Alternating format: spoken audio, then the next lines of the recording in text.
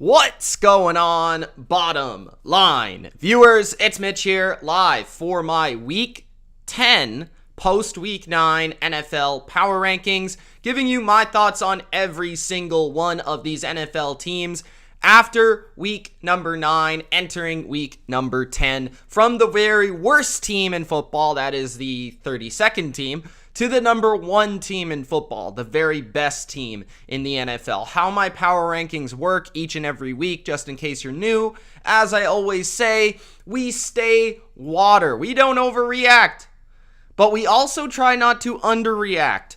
And here's the problem with this season, guys. I feel like typically we know the identity of football teams by Week 10, but there are still at least a list of 5 to 10 football teams that I still feel entirely uncomfortable ranking and talking about. So in this video, that's what I'm going to do, is sort out my feelings about these teams. And I would say I feel pretty confident about my top 10. I feel very confident about my top 7. Once you get to about number 11, 12, 13 range to number 20, then it gets a little awkward, it gets a little weird. And then, of course, at the bottom, I think we kind of know what and who the worst teams in football are. So before I get started here ranking every team in the NFL before Week 10, make sure that you do spike that like button. Also, don't forget to subscribe to the channel for weekly NFL Power Rankings every single Tuesday. Spike that notification bell for the latest upload and my live streams. Okay, guys. So let me know in the comments if you're watching this live. Hey, please let me know your opinion on every team that I rank, or just your favorite team, whatever you want to do. And also, vote. I left a little poll up there in the chat for you to pick who you think the best team in the NFL is. I think I put the Bucs, the Cardinals, the Titans, and the Rams. So vote who you believe is the best team in the comments. Or if you're watching this after the fact, let me know in the comment section below. All right, guys, Week 10 is here. Let's get started with number 32. All right, at number 32... it is quite simply the worst team in football, the Houston Texans, who kind of secured that case by losing to the Miami Dolphins of all football teams without Tua and with Tyrod Taylor. So if anybody was thinking, you know what, the Texans aren't really the worst team with Tyrod Taylor, well, you're wrong, because Tyrod Taylor did not change things here. Although I think Tyrod Taylor is an upgrade for the team at quarterback, he's not enough of an upgrade to make this not the worst team in football. They're the worst team in football, despite them having a win on the season, guys. They are very bad. Every week, they are going to lose, more than likely. And more than likely, they will get the first pick. The absolutely amazing thing is that the Detroit Lions somehow have and hold the first pick at this moment, which I don't know how any team could possibly be worse than the Houston Texans record-wise, but that's the case. So I got the Houston Texans last. I just don't think they're competitive really anymore at this point in the season. You know, they have a few veteran players who played hard at the beginning, you know, like Brandon Cooks, but now that's kind of faded and they kind of know what they are and they kind of have given up hope. So the Texans are at number 32.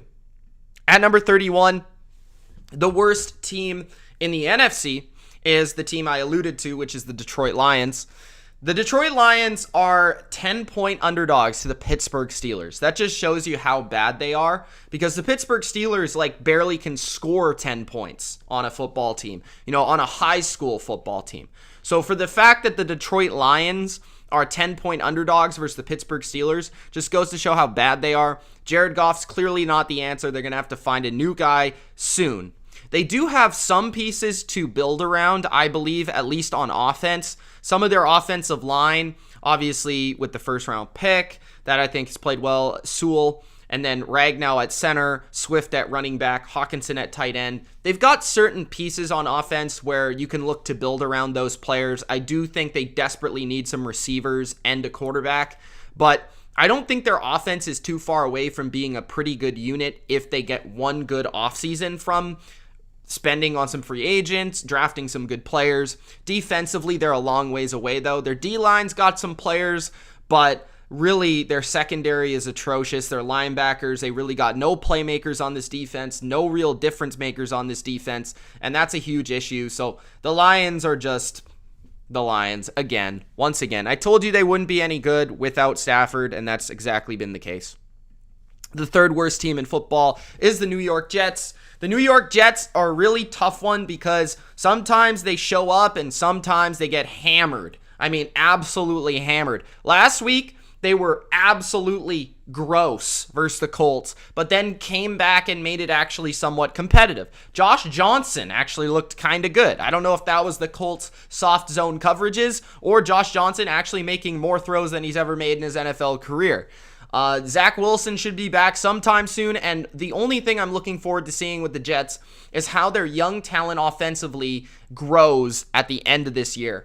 You know, how does the running back Carter look? How does Elijah Moore look? How does Zach Wilson look? How does some of their offensive linemen put it together? Defensively, I think they're a very different unit now without Marcus May. They've been a different unit when CJ Mosley doesn't play. That's kind of their two centerpieces. Quinnen Williams is their best player on their team, but their defense is just, again, guys, I'm not a huge fan of this coaching staff, but the coaching staff is not helped because they don't really have a lot of talent. So the Jets are in a spot where they've got some young players potentially, but they're a couple seasons away, it feels like at this point, from being anything. But it does help that the Dolphins are also at the same point, which is a good transition to my number 29 team, which is the Miami Dolphins. Miami Dolphins have moved down because I did move up Jacksonville, which is the team above the Dolphins. Spoiler alert, in case you care. But the Miami Dolphins, they barely kind of beat. I mean, I guess they won by, I think it was 8 or 9 points. Versus the Texans, I'm not going to sit here and pretend that I watched a single solitary second of that football game. But what I do know is that it wasn't really super convincing. There was 9 turnovers in that game versus the team that I think is the worst team in football, the Houston Texans. Miami has a lot of issues, but I do think it will be interesting to see their quarterback decision in the offseason because they didn't make the move for Deshaun Watson, and that kind of foils their plans, so to speak. So they got to find, are they going to keep Tua and build around Tua, build a new offensive line, which I think is essential for them moving forward. Brian Flores, I think next year is going to be heavily judged for his job, so they're going to have to make some key moves this offseason. And the problem I've had with the Dolphins is a similar problem that I've had with the Raiders. Both teams have had a lot of opportunity to rebuild their roster, and at this point in time should be a pretty competitive team. And the Dolphins have shown life. Like last year, they were a 10-16. Although I told you that was kind of a facade. But I feel like the Dolphins and the Raiders both had opportunities to build their teams through the draft, and even at some points with a lot of salary cap space through free agency. And neither general manager or neither front office has been able to do that correctly. There have been a lot of misses by the front office and by the GM of Miami and the Raiders. And I feel like that's why both of these teams are not at a spot where they're a better team. Now, the Raiders have Derek Carr, and that's basically the difference. But Miami, don't know if you have your quarterback. You certainly don't have an offensive line. I think Jalen Waddle's a pretty good player. I think Mike Gesicki's a pretty good player. You need a running back that can actually run the ball between the tackles. The defense, I think, needs some improvement in the front seven. But, yeah, a lot to work on in Miami this offseason. I didn't really see this season going quite as badly as it has for the Dolphins. Next, the number 28 team is Jacksonville, as I told after the Dolphins moved down. The Jacksonville Jags, I absolutely despise Urban Meyer. I think he's a joke of a head coach, and I'm just going to keep saying that until proven incorrect. But they did beat the Bills, and I think what I can say about Jacksonville is they're actually getting better. Like, they've won 2 of their last 3 games, and that is better than I can say about the Dolphins, the Jets, the Lions, the Texans. They're a team trending forward, and I think a lot of that has to do with their front seven is getting pressure on quarterbacks.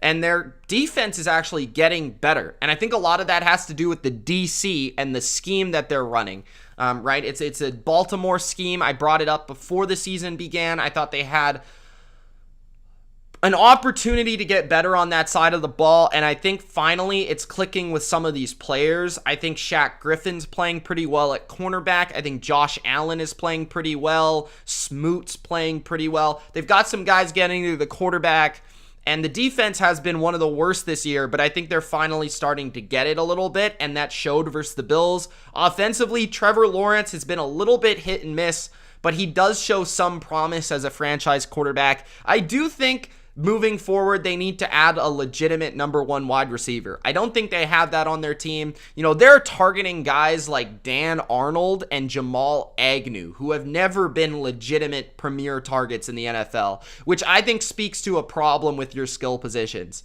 So Jacksonville's at number 28. At number 27, I've got the Washington football team.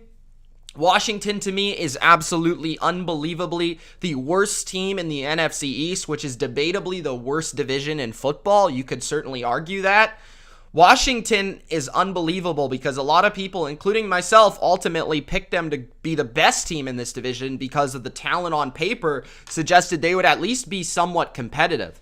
But it has gone absolutely the opposite direction that anyone expected. Their defense has been not one of the best, but one of the worst. Although I will say, I feel like they're starting to get a little bit better. They've been trending in the upward trajectory here. They've been getting better in terms of their defensive lines getting a little bit more pressure. Jonathan Allen, by the way, is an absolute animal. But their secondary, when you can block their front four, is not good. They can't cover, and their safety position right now is a big problem.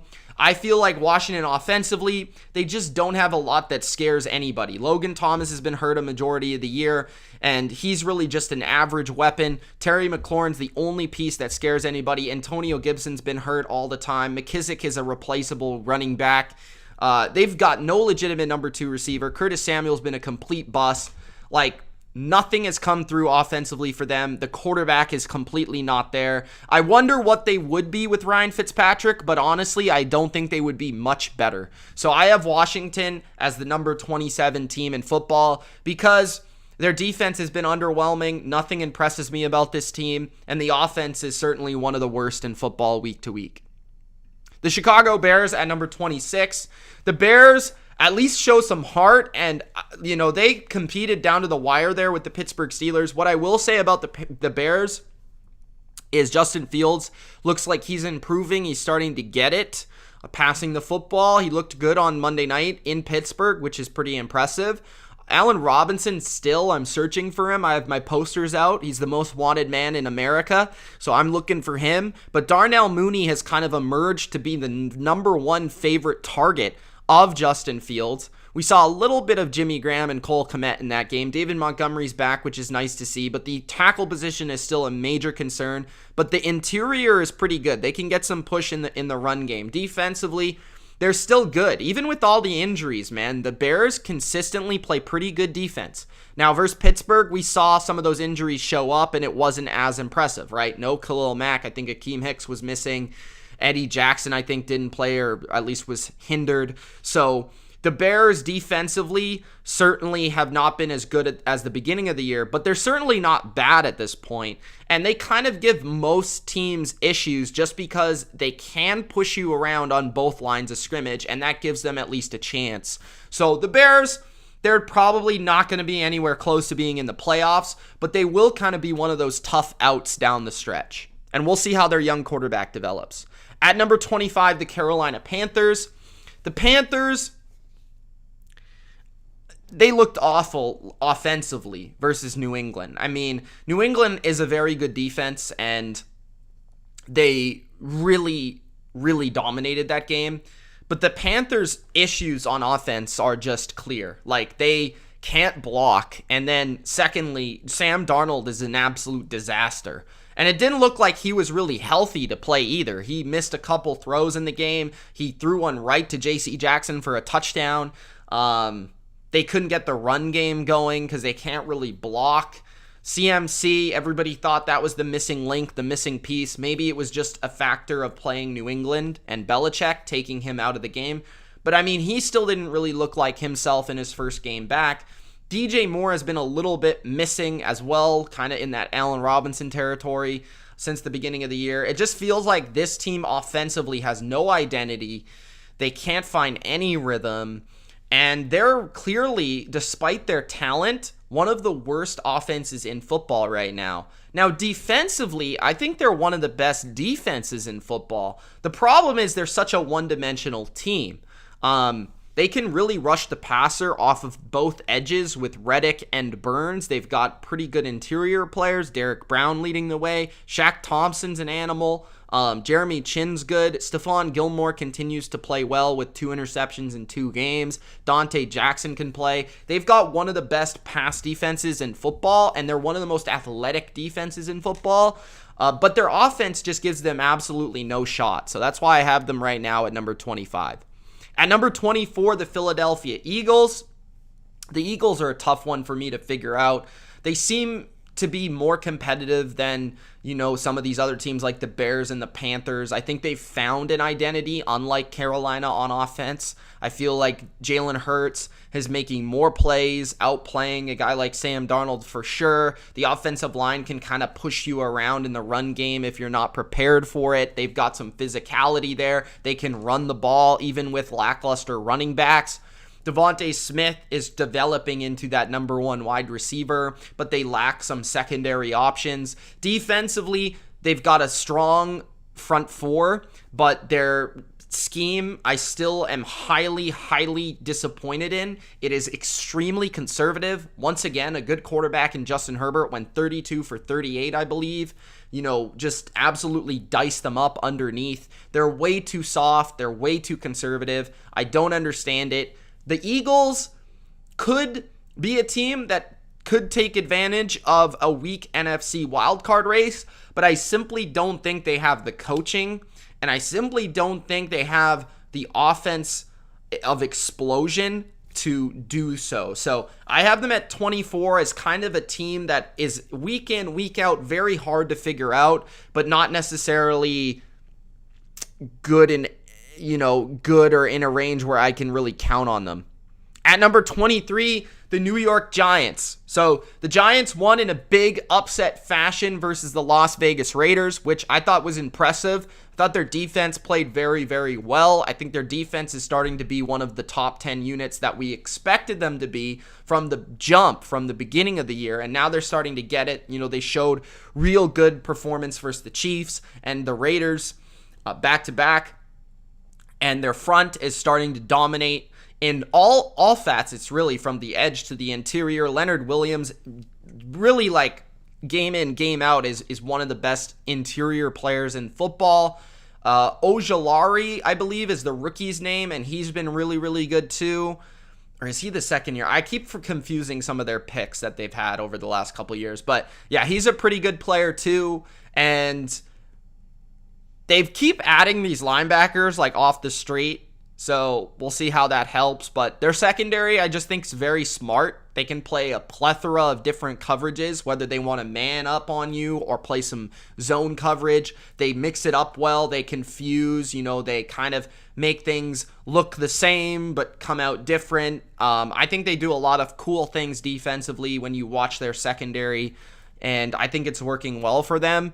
But offensively, I just think they need to find their health come back. I think if this team is going to be relevant down the stretch, they need to have Saquon in there. They need to have Golladay, Toney, Shepard, hopefully. But these players need to be on the field because their offensive line is not good enough to hold up and give them any sort of consistency offensively when those weapons are not on the field, because they need that explosive ability to help counteract such a bad offensive line. It might be one of the worst, if not the worst, offensive line in football. It's at least in the bottom 3 or 4 discussion, and that is really what is hindering them and holding them back from being a team that I would think would make the playoffs. So I have the Giants at number 23.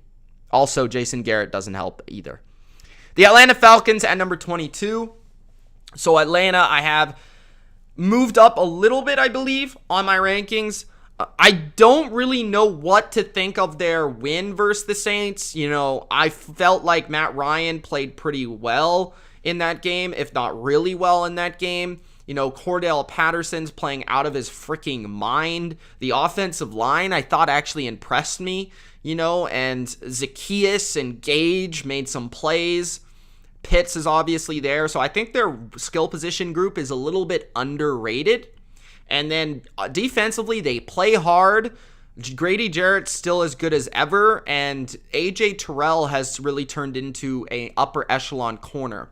So Atlanta, I could see making a wild card spot in a really weak NFC. Arthur Smith is starting to really coach, and Dean Pease as well. I think they're doing a really good job, and I think they've been an upgrade for this football team as well. And I do regret my statements about Matt Ryan. I don't think he's completely washed, but I do feel like obviously he's not an elite player, but he's certainly good enough to get this team to where they want to go. So we'll see what happens with Atlanta. They're kind of one of those teams where I feel like they can compete each and every week. I'm just not sure they can really ever beat any of the good teams in the NFL. So that might be a problem for them moving forward. At number 21, I've moved down significantly the San Francisco 49ers. I can't anymore. The week in, week out injuries, the lack of identity, the lack of toughness from this football team is absolutely mind-boggling to me, because I feel like this team's identity, 2 years ago was their toughness, was their ground game, was their pass rush, was their front seven. And I really feel like this team, I don't know if it's Kyle, I don't know if it's just the offensive line can't pass protect. Like, some of the pieces are just not playing up to what their expectations are. Like, the offensive line, every time they're in a passing situation, it's a liability. Nice to see Brandon Ayuk finally playing. That is nice to see. I think Mitchell's a good, capable player. George Kittle looked like George Kittle. Debo is still Debo. Like, they've got some pieces. They've got a lot of talent.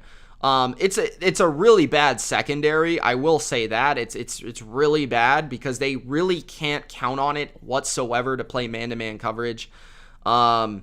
It's tough for the Niners right now. It's a lack of a lot of things. It's a lack of a difference-making quarterback. It's a lack of a coach that doesn't really know what his team should be, and I do put blame on Kyle for that. It's a defense that I think is underwhelming.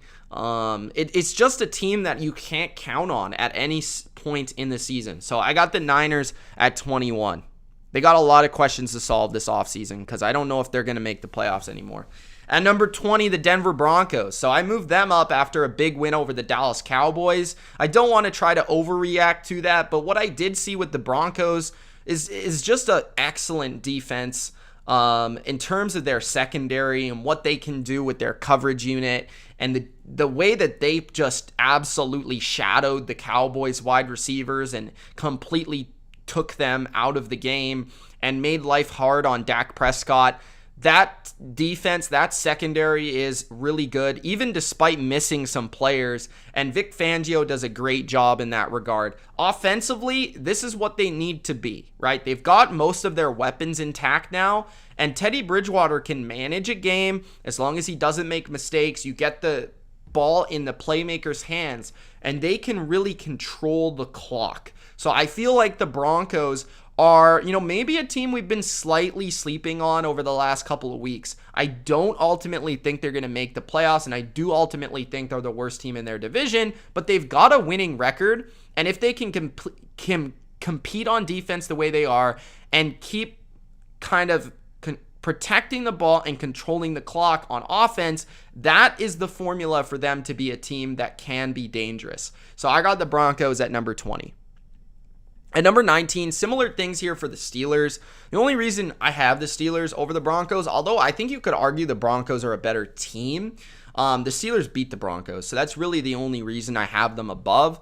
But they're pretty similar. Like, their defenses are pretty capable, although I've been extremely disappointed in certain matchups with the Steelers defense, like versus Justin Fields and that offensive line. I thought they were going to completely wash the Bears, right? I thought they were going to get after Justin Fields, make life difficult. That is not what happened, right? I thought exactly what was going to happen with the Bucs game versus the Bears was what was going to happen in that game. Now, maybe the Bears have done some things to correct that, but like it's I think the Steelers defense is what I'm trying to say is I think it's overrated. If you can block them even a little bit, I just don't think they have the corners on the outside, and that's where you can beat them. That's where they're susceptible. Now, on the offensive side of the ball, I mean, Ben Roethlisberger continues to throw ducks, and he continues to be inconsistent. He continues to be a liability at the quarterback position.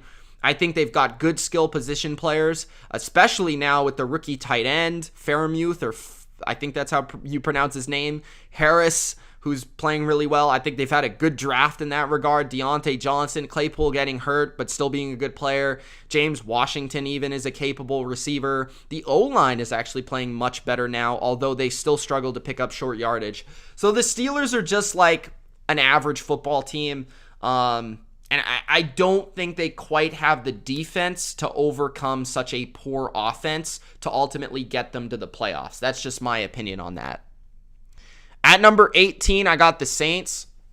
Saints are kind of similar to the Steelers, but I think they're better coached scheme-wise. I think their defense is really good. I think they, week in, week out, come with a plan on both sides that is effective, and they execute well. I just don't think their talent on offense is nearly where it needs to be a relevant force in the NFC. They can have some games because they're very well coached and they have a very good offensive and defensive line where they can really beat up on some subpar teams and they can compete with the upper echelon teams like Tampa Bay because they're so good in those two facets of the game. But the quarterback position is just not good. I mean, whether it's Taysom Hill or Trevor Siemian, I just don't think it's going to be enough. Alvin Kamara is the only reliable weapon here. The other guys, I think Deontay Harris is a nice little player. Kenny still has a little bit left in the tank, but that's not enough. That's not enough to scare defenses. Tight ends are irrelevant. I like Sean Payton. I like Dennis Allen. I think the defense is probably week in, week out the best in the league, or at least in the top 3. But when you face a good quarterback, you're going to get the ball moved on you, right? Like when you face Matt Ryan, Tom Brady, they're going to move the ball on you, and your offense is going to have to come through. I don't know with the Saints. I think if they make the playoffs, they're probably going to lose the first game they play. I just don't have a lot of excitement moving down the stretch with the Saints. So that's why I have them at number 18. I think they just are what they are. At number 17, I got the Vikings, so I slightly moved the Vikings up, I think, after a short loss to the Ravens. I think the Vikings are better than their record. Looking back at that Cowboys game, I think there was a lot that went into that game. First off, I thought that was a bad matchup for them in that game, period. Right, I was going to bet on Dallas with Dak. Then you have the whole factor of Kellen Moore with the rookie, or not a rookie, but a backup quarterback who no one's ever really seen play. The whole backup scenario where there's no tape and you come in expecting to win big and you come out flat. And I think there was a lot of factors to that loss that I think maybe we overlooked. But then you look at the Vikings and I feel like there's certain matchups where they can run the ball on you. They can really use their play action. They've got 2 dynamic receivers. Conklin's even becoming a decent tight end for them. But we've said it multiple times. Their offensive line, when they get in situations where they have to protect, it's terrible. And then without play action, they can't protect. You got the defense now without Danielle Hunter, and that some of the corners are getting banged up. It's not good news because their defense was playing really well, and now I think it's going to start to fade. So they're going to start to have to rely on Kirk Cousins more to win these games. They're going to have to rely on their offense more to win these games if they have a chance to win in down the stretch and to get to the playoffs. But the way I rank these teams, guys, is obviously not by record, or I'd have the Saints above the Vikings, but I do feel like the Vikings are probably the more talented team overall, and I do look at them as the better team. So I got the Vikings at number 17. At number 16, the Las Vegas Raiders. Derek Carr, period. Hunter Renfrow, I also like. Darren Waller, I like. They need to get that deep threat back in this offense for them to have a chance to make the playoffs. I think Henry Ruggs was an absolutely massive loss for them. That's a very depressing and awful situation that happened to them and the team and to him. But that is a big loss because no defense is going to be worried about, stressing the defense deep. I mean, they're going to have to find an option there, and it could be Deshaun Jackson. Hopefully it is, because I like to see this Raiders team succeed. I think it would be an absolutely brilliant story if they were able to make the playoffs and just be a team that you can cheer for, because I think they've had a lot of crap off the field that's gone wrong for them, and I really am rooting for this team hard because I think I like the quarterback. I like the team. I think the defense plays their butt off every week. Their pass rush is very capable. Their secondary has really turned it around. I think the Raiders are just that team that I really want to do well because they've had so much go wrong off the field. And hopefully the on-field product stays the same that it has for the entirety of the year, and hopefully gets better and bounces back after last week's loss. But the Raiders are right smack dab in the middle at number 16. At 15, which I contemplated whether they should be 15 or 16, it was very close between the Chiefs and Raiders, and ultimately, I looked at the spread. The Chiefs are favored in that game, even on the road, so that suggests that a majority of people believe the Chiefs, or at least Vegas believes the Chiefs are better than the Raiders, so that's fair enough. I could certainly see that. The one thing I will say about the Chiefs that is positive, because a lot of people are being negative about the Chiefs, so let's try to be positive, even though I'm kind of negative Nancy when it comes to Kansas City. But the one thing is their defense is starting to get some sort of identity and rhythm. I felt like they made a lot of plays in that Packers game, and maybe their offense isn't ever going to be what it was the last couple of years this year, but if their defense can start to make some negative plays and start to take advantage and be opportunistic, because they're never going to be good, but if they can be opportunistic and create those negative plays and create some turnovers and create some bad throws and create some sacks and create some pressure, and their special teams can make some plays, I feel like the Chiefs can, maybe hold on long enough for Mahomes to snap out of whatever funk he's in, because I really feel like a majority of the issues that the Chiefs are having right now fall on number 15. It doesn't fall on Andy Reid. It doesn't fall on Tyreek Hill. It doesn't fall on Travis Kelce. I think it falls a majority on Patrick Mahomes. So that's the guy that needs to fix it, right? And if the defense can get closer to what they were last year, then this team has a real chance to potentially be a dark horse come playoff time. At number 14, the Indianapolis Colts. I know that the Colts record is not great. I think they're 4-5, but I'm just using my eyes here. I think the Colts are a pretty good team. I think they would beat the Chiefs if they were to play the Chiefs. I think they would beat the Raiders if they were to play the Raiders. I think the Colts are starting to get healthier on offense, and that certainly shows with their offensive line dominance. They can run the ball really well. Jonathan Taylor is an absolute stud.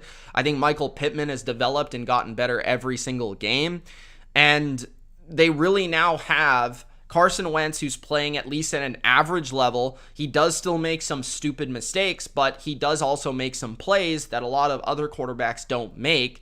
And then defensively, they're well coached. They're not great, but they're solid versus the run, if not one of the better teams versus the run, and they can get after you with force. So I feel like the Colts are just a well-coached team, and every week they feel like they can be in a game, and I think they're starting to gain a rhythm. So even though their record suggests they're not as good as some of these other teams that are below them, I do feel like the quality of play and the trajectory of this team is better than the teams below them. So that's why I have them at 14. At 13, I got the Cincinnati Bengals. This is a hard team to rank because I went back, I watched that Browns game, and looking at the score, I was like, ooh, that Bengals, that didn't look good for them. But ultimately, guys, I didn't think the Bengals played that badly in the game. I felt like it was really a lot of I don't want to say it was unlucky. I want to say like the score wasn't as bad as I felt like the product of the game was when they played the Browns. I think the score was like 41-17. I don't know, something crazy like that. But the Bengals, I felt, moved the ball a majority of the day. They really just turned it over, and sacks were a problem. I think the Bengals offensively, they need to commit a little bit more to running the ball with Joe Mixon. I think they had like 5 yards a carry with the against the Cleveland Browns. The problem with the Bengals is I think they try to become too pass happy, and the problem there is versus good pass rushes, their O-line isn't good enough to hold up. I think they need to utilize more play action. I think they kind of need to become a little bit more of what the Rams are in terms of, I think they need to rely to help their offensive line more on play action and more on the ground game to provide more balance. And I think that can be their best team. And the defense has been a little bit in decline since the beginning of the year, where I thought they were playing really, really well all around. I think they've been a little bit worse. But even then, the Browns barely gained, I don't think they gained 300 yards in the game. So I feel like the Bengals, they just had a bad game last week. They had an awful performance versus the Jets. So it's certainly not a good follow-up from that performance. But I'm not yet going to count them out from being a wild card team. But I think these last 2 weeks certainly indicate that they weren't ready to be one of those top AFC teams quite yet. So I have them at 13. At number 12, I got the Browns. So I moved the Browns up pretty significantly this week, just because I feel like now, and for whatever reason, this is a very often talked about subject, but without Odell Beckham, they just know who they are. Like, I think a lot of people say, oh, it's with no Odell, Baker's better. With no Odell, their offense is better. With no Odell, their team's better. It's not because it's Odell. It's because they just know who they are, and their identity, for whatever reason, they tried to not be that team when Odell's on the field. And then when he's not on the field, they just resort to what they're actually good at, which is running the ball with Nick Chubb and Kareem Hunt when he's there. The offensive line can do that. They can really move people, and they did that to the Bengals. They dominated the line of scrimmage. Occasional deep shot here and there. Utilize heavy personnel. Get your tight ends out there. 2-3 tight ends at a time. Every once in a while, you'll chuck it up to Donovan Peoples-Jones. But guys, that's the formula for them. The reason Odell doesn't work there is because they don't throw the ball to wide receivers. It's as simple as that. Donovan Peoples-Jones was their heaviest targeted man. They had 2 targets to wide receivers versus the Bengals. Like 2 targets. They throw to tight ends. They throw to running backs. They run the ball. Baker's not an elite quarterback. He's barely even an average one. But he can make those throws and he can make those plays within the system. And then defensively, they've got a very strong defensive line. They can rush the passer. They can stop the run. Denzel Ward's an elite player, and I think John Johnson is pretty good. Like, I feel like they've got some good players in the secondary, but they're certainly at times susceptible to giving up some big plays there, and I feel like they're more susceptible in the pass game than the run game. But the Browns, all around complimentary performance, I think that just speaks to who they're going to be moving forward. I still have faith in Kevin Stefanski, and I do think this team is just ultimately, there's too much talent with the health that they have now, where they were a bit banged up earlier in the year. They should be able to squeak out some wins here down the stretch to get into a wild card position. So I have them at number 12. Now, this is a big change, obviously. I have the Seahawks at number 11. Now, I did indicate the last few weeks that without Russell Wilson, that's why I ranked them so low, and I was ranking them based on Geno Smith Seahawks. Now I have them with the Russell Wilson Seahawks, and I have them as the number 6 team in the NFC. Now, this is a lot of projection here, but I just think Russell Wilson automatically makes you a playoff team, like kind of no matter what your team is like. But I think when you're judging what the Seahawks were without Russell Wilson, I thought their defense actually stepped up in a couple of those games, specifically their front 7, and as long as it's not a disaster, I think this team should be able to make the playoffs. DK Metcalf was still making plays. Tyler Lockett was still making plays. They've got some dynamic players. Chris Carson's getting healthier. I think their offensive line is a little bit underrated, especially in the run game.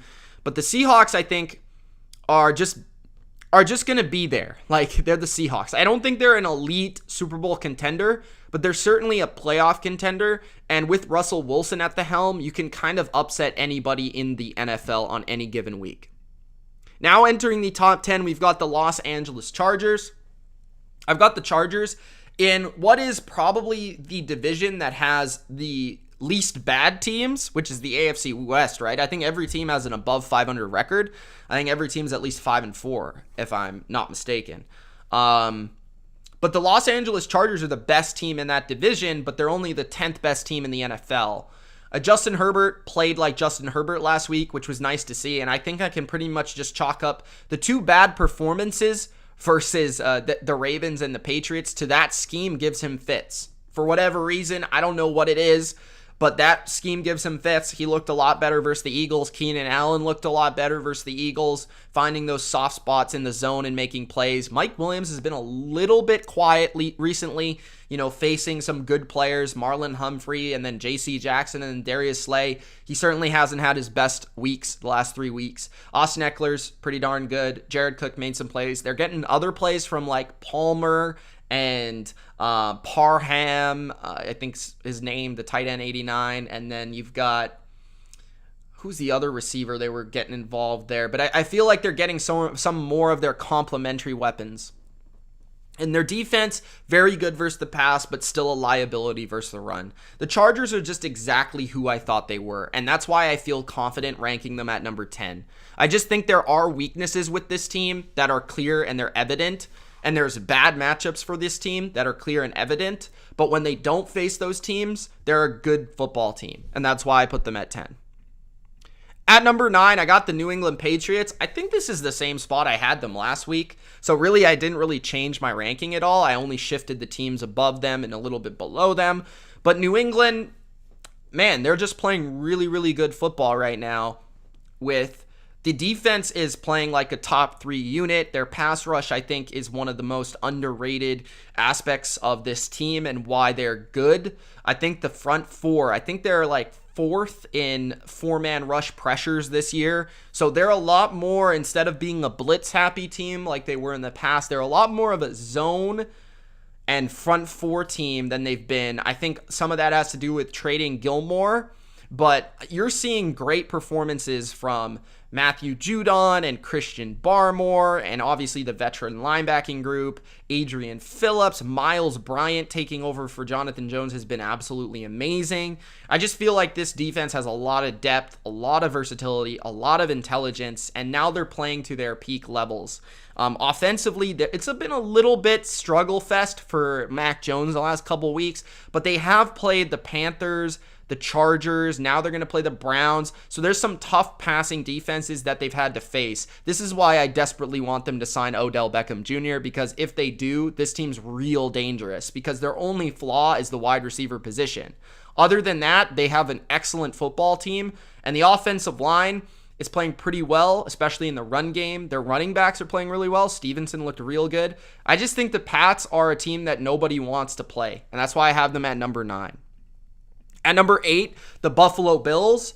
The Bills are, wow, I don't understand what happened to them on Sunday. I watched that game, and a lot of it was just like a refusal to stay with any sort of physicality or balance. And no matter how good your quarterback is, no matter how much better you are at football than the opponent, when you are constantly out physicaled by the other team, which I don't think is a word, but when you're constantly outmanned, beat up, the Bills are too much of a finesse team, especially for a team that plays in Buffalo. They're far too finesse for my liking, and that is starting to hurt them, even versus subpar teams like Jacksonville. Quite simply, Jacksonville just smashed them in the face. That's honestly what happened. Jacksonville got pressure on Allen. Jacksonville ran the ball. Jacksonville dominated the line of scrimmage. That's simply what happened. Like, Josh Allen, you can blame it all on him if you like, but that's not correct. Like, the Steelers beat the Bills because they out-physicaled the Buffalo Bills. It's as simple as that. And that, I think, is the biggest issue with them. Not to mention, I think a lot of defenses look at their skill positions and say, this unit isn't very good. I think they look at them and say Cole Beasley has declined. Emmanuel Sanders is slow. The only guy we got to worry about is Stephon Diggs. They don't run the ball, so let's just play pass every play and deal with Josh Allen scrambling around. Let's rush 4, and that's the way we're going to play you. And we're going to make you take the short check down to Cole Beasley every single play for 3 yards, and we're going to live with it. So I think teams have just figured out the Bills, and I think they've got a physical issue, and I think they've got a little bit of a offense issue when it comes to not having enough balance and threatening a defense in a multitude of ways, which can be a problem. Similar to Kansas City. At number 7, the Baltimore Ravens. So the Ravens, I think the Ravens are the best kind of average team in the NFL. I'm not trying to make fun of the Ravens in any sort of way here. I like the Ravens. I like Lamar Jackson. But when you watch them play, I mean, they constantly get outplayed by other teams. But Lamar Jackson simply makes more plays than the other quarterback does. Even when he makes mistakes throughout a game, he's able to overcome it. The weapons, I think, are starting to really play well. I think Mark Andrews is having a great year, which has kind of gone under the radar. Marquise Brown has been a really good player for them this year. And Rashad Bateman now is making plays at the intermediate levels for them. So they've got 3 receiving weapons. Le'Veon Bell looked kind of good in that game versus Minnesota. Their defense is not tackling well. They're not playing very well. I thought they had an underwhelming performance versus Minnesota. But they're well coached. They've got a great quarterback, and that gives them an opportunity to win basically every single Sunday. So that's why I have them at 7. At number 6, the Tennessee Titans.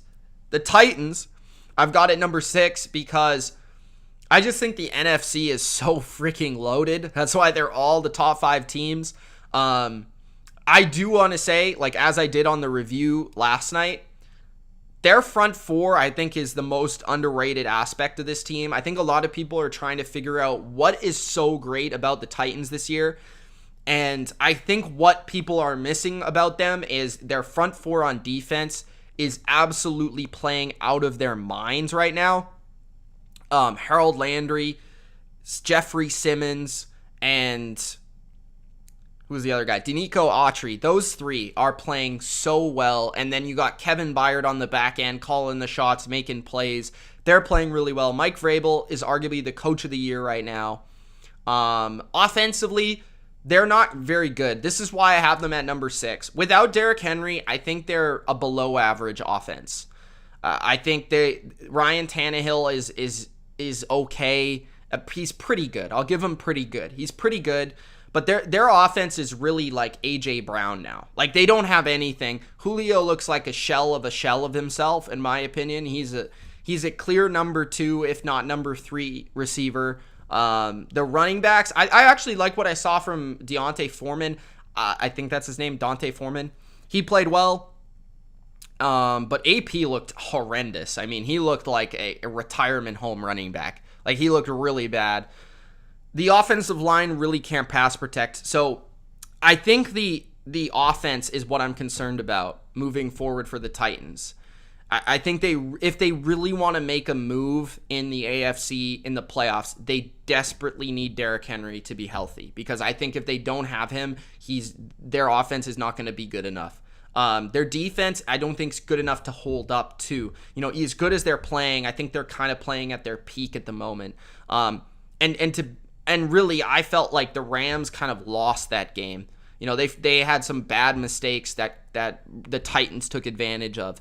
So I think the Titans are playing well. They're on a great win streak. Good for them. But what I see from the offense, I just don't love it compared to the teams above them. And I'm an offense guy. So I've got at number 5, the Dallas Cowboys.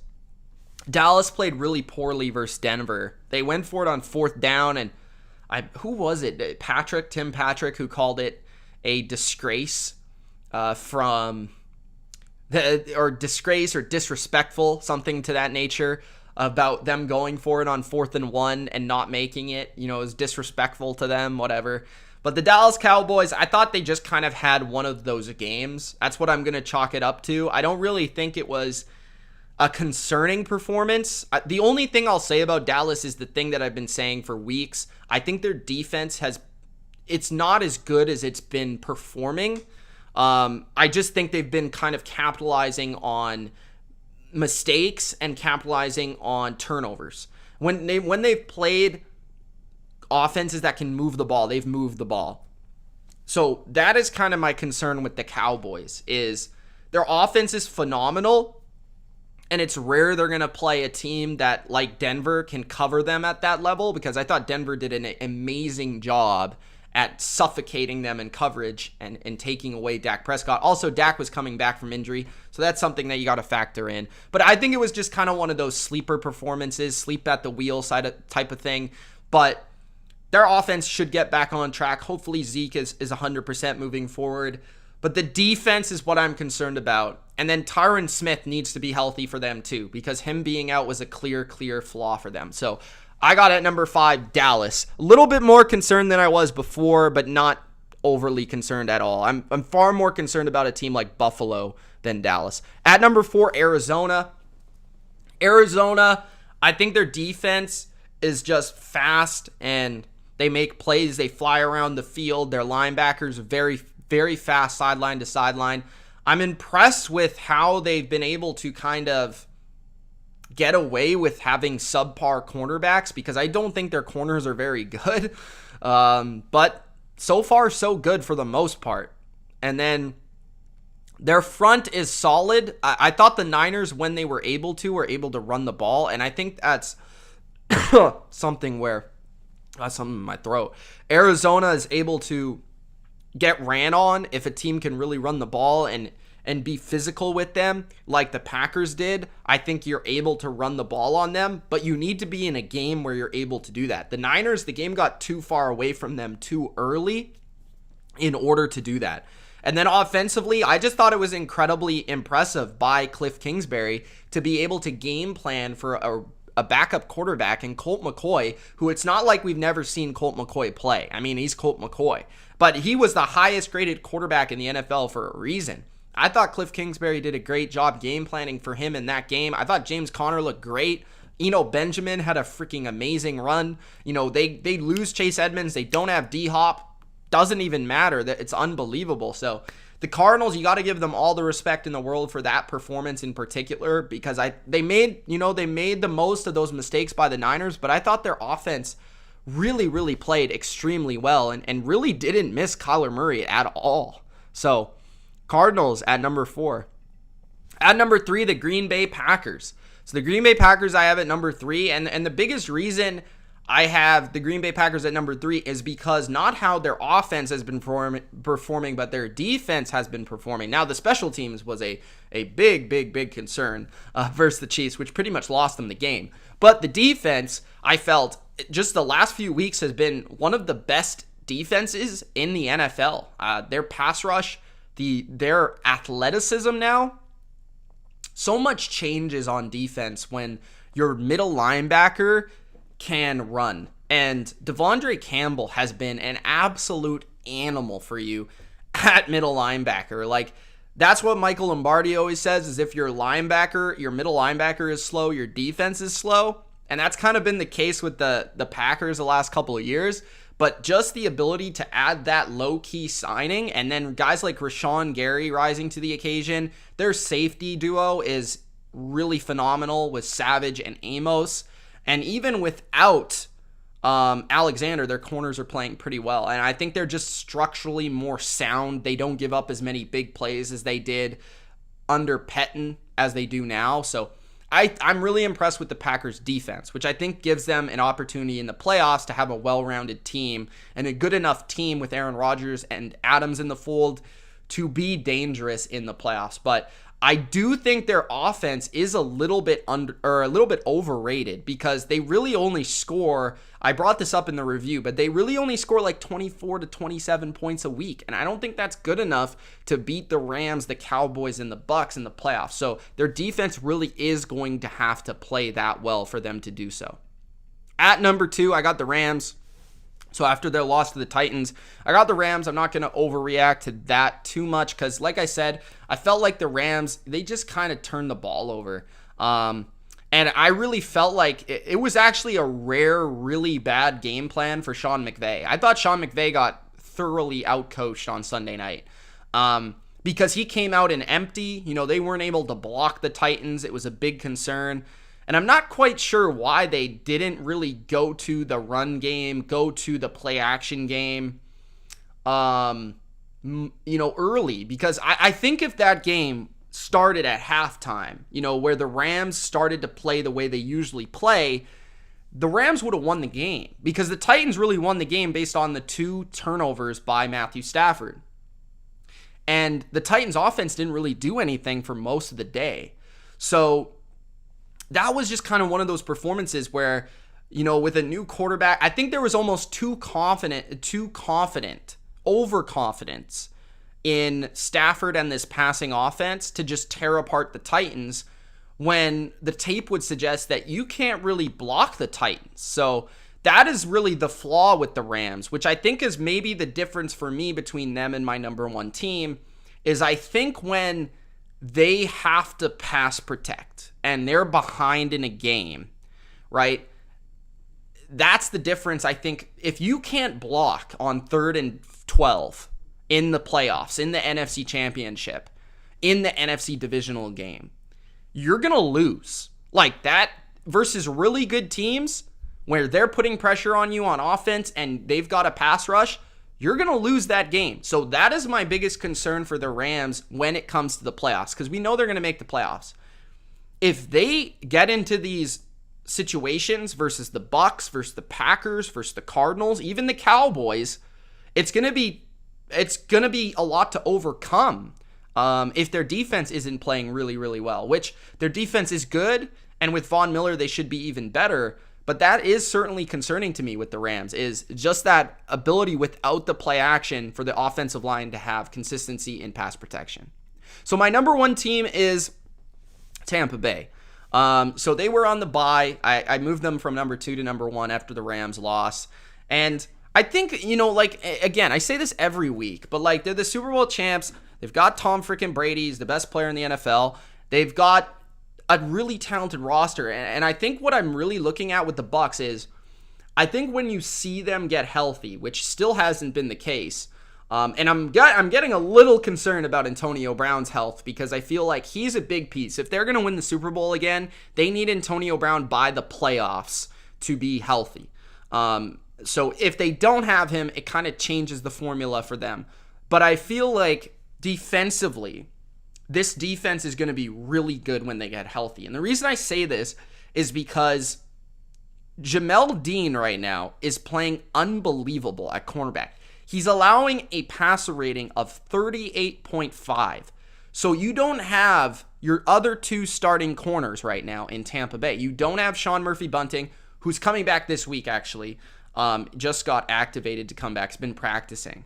Scotty Miller's also coming back. They signed, actually, Brashad Perryman, who played well for them a couple years ago, so might also help as a depth wide receiver. But the cornerback position is really going to be the difference, I feel like, if they're going to unlock a back-to-back Super Bowl champion. Because if Sean Murphy-Bunting comes back and plays at his level, and Carlton Davis is playing at the top 10 level he was playing at before the injury, you've got potentially a very good cornerback position now in Tampa Bay, where you can start to play some man coverage. You can start to get after it the way Todd Bowles wants to get after it. I mean, that could potentially be a very dangerous defense come January. And then on top of that, you've got the Tom Brady offense and what they can do. And really, the only times they stop themselves is stopping themselves, right? So, the Bucs are the best team, I think, when you project them long term. But those are my power rankings for the 2021 week number 10, post week number 9. Hope you guys enjoyed. If you did, don't forget to Gronk spike that like button. And also subscribe to the channel for more BLV just like this. Thank you guys for tuning in to the chat, leaving your comments. Appreciate all you guys. Monty, who is commenting a ton. Rory, what's up? Chris, thank you guys so much for commenting. Caesar, Durkant, Coach, ECK Sports. What's going on, everybody? Thank you guys for joining. Mr. Murder calling me biased. Thank you, sir. Appreciate it. AB's injury is an ankle, I think, or a foot, something of that nature. Thank you guys for watching. It's Mitch. We will see you on the next video, and we will find out where Odell Beckham Jr. will be headed probably within the next day or so. And then tomorrow we've got picks. So more than likely, count on an Odell video from me, no matter where he lands, hopefully New England, and then the picks video tomorrow night. So see you then. It's Mitch. Peace.